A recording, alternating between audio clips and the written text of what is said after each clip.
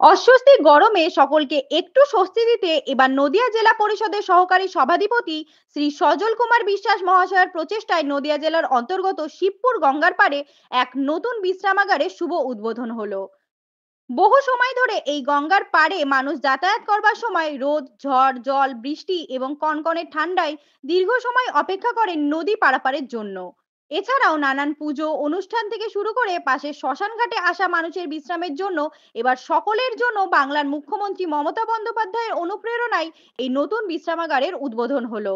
এই দিন উদ্বোধনের শুভ মুহূর্তে উপস্থিত ছিলেন অনেকেই।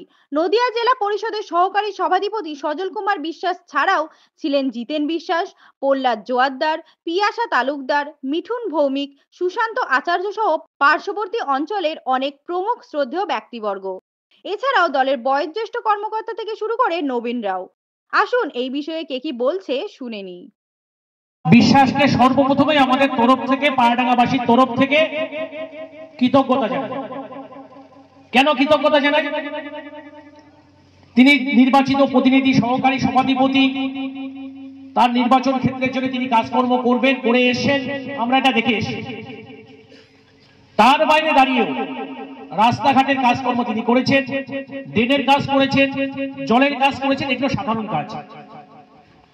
তার বাইরে দাঁড়িয়েও যে পায়রাডাঙ্গার উন্নয়নের জন্য, সংলগ্ন এলাকার মানুষের জন্য যে কাজকর্ম করা যায়, সেই নিদর্শন কিন্তু সর্বপ্রথম নদিয়া জেলার ভিতরে রেখে যিনি দৃষ্টান্ত স্থাপন করেছেন তিনি এই সজল কুমার বিশ্বাস।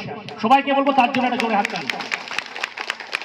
তার উদ্যোগেই কিন্তু পায়রাডাঙ্গায় একটা পার্ক নির্মাণ হয়েছে, এটাই প্রথম।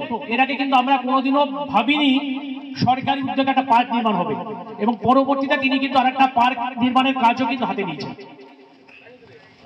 আমরা কিন্তু ভাবিনি এখান থেকে শ্মশান আছে, শ্মশানের লোকজন এসে রাত্রেবেলা এসে বিশ্রাম নেবে, এখানকার লোকজন যারা আছে, চাষিরা আছে, তারা বিশ্রাম নেবে, এখানকার লোকজন গঙ্গার পক্ষে যারা মাছ ধরে তারা বিশ্রাম নেবে।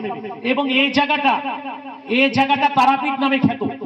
এখানে বিভিন্ন এলাকার লোকজন তারাপীঠে যখন মা তারার পুজো হয় সেই সময় এখানে ভান্ডারার একেবারে ফোয়ারা বসে যায়। সেখানে লোকজন থাকার থেকে শুরু করে সমস্ত কিছু একটা আশ্রয় তাদের কিন্তু খুব দরকার ছিল। কদিন আগে এনাদের একটা অনুষ্ঠান হয়, বছরে 3-4টে অনুষ্ঠান হয়। সেই সময় গিয়ে মানুষরা থাকবে কোথায়? ঝড় জলের ভিতরে, এই প্রখর রোদ্রের ভিতরে এই একটা বিশ্রামাগার তাদের কিন্তু বিরাট পরিমাণ সারা পায়রাডাঙ্গাবাসী, আনুলিয়াবাসী এবং এই গঙ্গা পাড়ালি নপাড়াবাসী তারা কিন্তু যাতায়াত করে।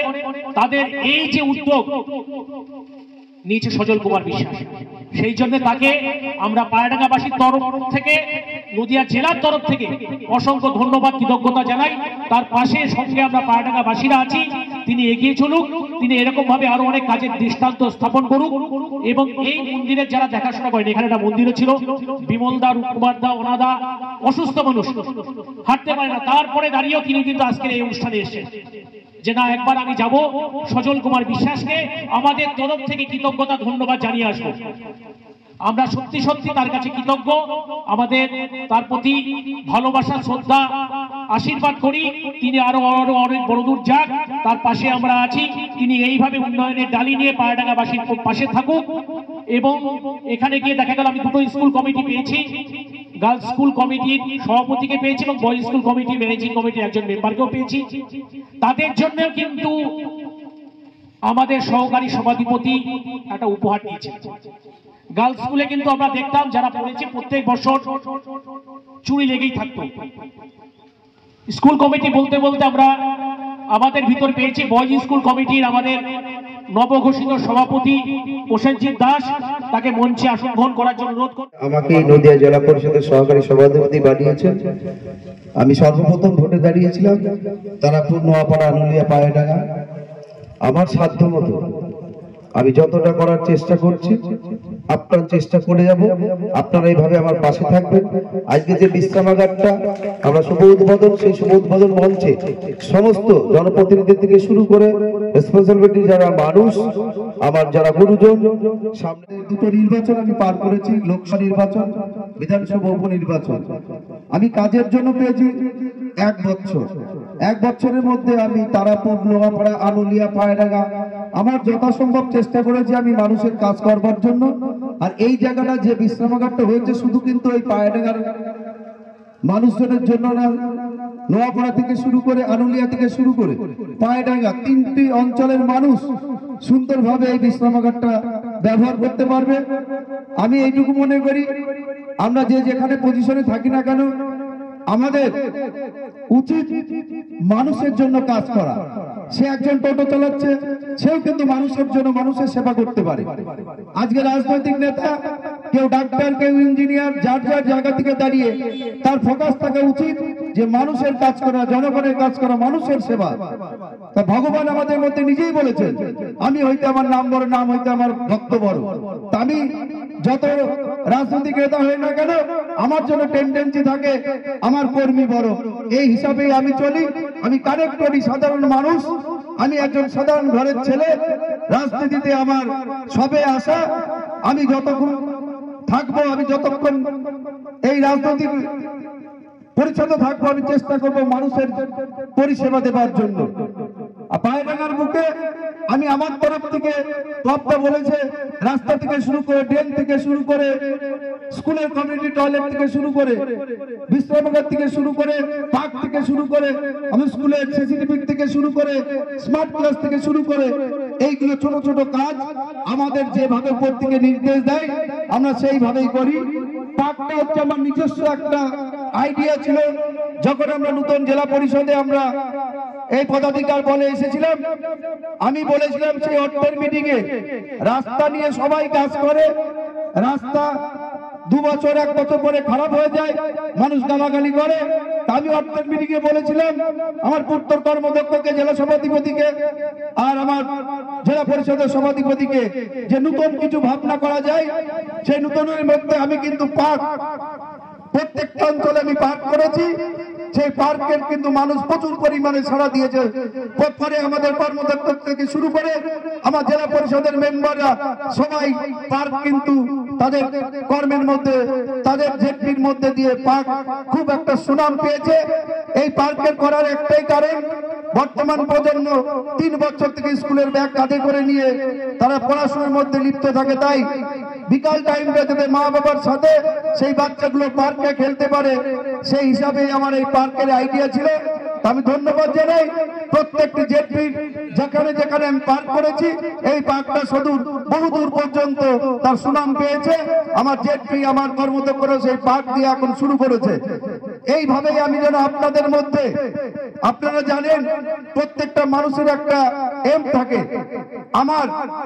আমার উদ্দেশ্য হচ্ছে আমি সদা সর্বদা যেন মানুষের পাশে থাকতে পারি। I have no demand. আমি আমার নিজস্ব কোনো ডিমান্ড রাখি না। সদা সর্বদা 24 ঘন্টা আমি মানুষের জন্য পরিষেবা দিই। রাত 2টার সময় আমাকে আইসি ফোন করে আমাকে পাই। কোনো মানুষ একটা বিপদে পড়লে আমি সব সময় চেষ্টা করি সেই মানুষের পাশে দাঁড়াবার জন্য। আমি একটাই বিশ্বাস করি, আজকে এই পৃথিবীতে আমরা 4টি যুগে অবতীর্ণ হয়েছিলাম। সেই 4 যুগে ভগবান কিন্তু একবার এক এক অবতার রূপে তিনি এসেছিলেন। কি জন্য এসেছিলেন? এই মানব জীবন যে তৈরি করেছিলেন, যে সৃষ্টি করেছিলেন ভগবান, তিনি কিন্তু উত্তর বা তার মানব জীবনকে সঠিকভাবে পরিচালনা করবার জন্য ভগবানও কিন্তু ভুল করেছিলেন। আমরা তো সাধারণ মানুষ, শুধু সত্যি দিয়ে জীবন চলে না। সত্য যুগে শুধু মারামারি গন্ডগোল দিয়ে কিন্তু জীবন চলে না। সেটা রামচন্দ্র রাবণের যুদ্ধের মধ্যে দিয়ে আমরা প্রকাশ পাই। তাই তিনি পরবর্তী রূপে দাপরে শ্রীকৃষ্ণ রূপে জন্মগ্রহণ করেছিলেন। শুধু প্রেম ভালোবাসা দিয়ে যৌবন দিয়ে জীবন চলে না। তাই তিনি সর্বকিছু ভুলে কলি রূপে আবার তিনি এসে গৌরঙ্গ মহাপ্রভু রূপে এসে 2 হাত বাহু তুলে দিয়ে তিনি বলেছিলেন প্রেম নিবেদন করা। অর্থাৎ প্রেমই হচ্ছে মানুষের মূল শক্তি, প্রেমই হচ্ছে জীবের উদ্ধারের লাইন। তাই মানুষের সাথে ভালোবাসার মধ্যে দিয়ে বাকদ্বন্দ্ব না জড়িয়ে মানুষের সেবা করে যেতে পারি, এই উদ্দেশ্যে আমার চলা। আপনারা যেভাবে পাশে আছেন এভাবে আমার পাশে থাকবেন। সামনের দিকে বিধানসভা আমাদের 26-এর আসবে, সেখানে আমি অনেক রাস্তার দিকে এবার নজর দিয়ে হবে। উপরের দিকে যে নির্দেশ হয় সেভাবে আমার কাজটা হয়। ভুল বুঝবেন না, রাস্তা কিন্তু আমাদের প্রত্যেকটা জায়গায় খারাপ আছে। আমাদের মুখ্যমন্ত্রী মমতা বন্দ্যোপাধ্যায় পথশ্রীর মধ্যে দিয়ে সবাই দিদিকে বলো ফোন করে কিন্তু রাস্তা নিচ্ছে। আমি পায়ডাঙ্গাবাসীদের বলবো, যার যেখানে প্রচন্ড বড় রাস্তা, খুব ক্ষতিগ্রস্ত রাস্তা, সেটাকে কিন্তু দিদিকে বলো ফোন করলেই যে নাম্বারটা আছে সেই নাম্বারে রাস্তা কিন্তু এন্ট্রি হয়, পরে আমরা কিন্তু করতে পারি। কারণ সাধারণ মানুষের চিন্তা দিদি সদা সর্বক্ষণ করে। জেলা পরিষদের সভাপতি হোক, কোন মেম্বার হোক, তার থেকে টু দ্য পিপল, সাধারণ মানুষের কথা মুখ্যমন্ত্রী সর্বপ্রথম তার কানে পৌঁছায়, তিনি সেটা করেও দেন। তাই আমি বলবো সামনের দিনে যে ছোট ছোট রাস্তা হবে 10 লাখ 12 লাখ, এই রাস্তাগুলো আমার সামনের দিনে আমি করব। আর প্রহ্লাদদা যেটা বলছিল, ডেফিনেটলি আমার দায়িত্ব আছে, যেহেতু আপনাদের আশীর্বাদে আপনারা আমাকে এই জায়গায় নিয়ে এসেছেন, সেই ঘাটটার কথা আমি প্রহ্লাদদার সাথে শুনে মিলে কত বাজেট হয়, যদি আমার বাজেটের সমর্থনের মধ্যে হয়, আমি ঘাটটাও খুব দ্রুত আপনাদের উপহার দেব।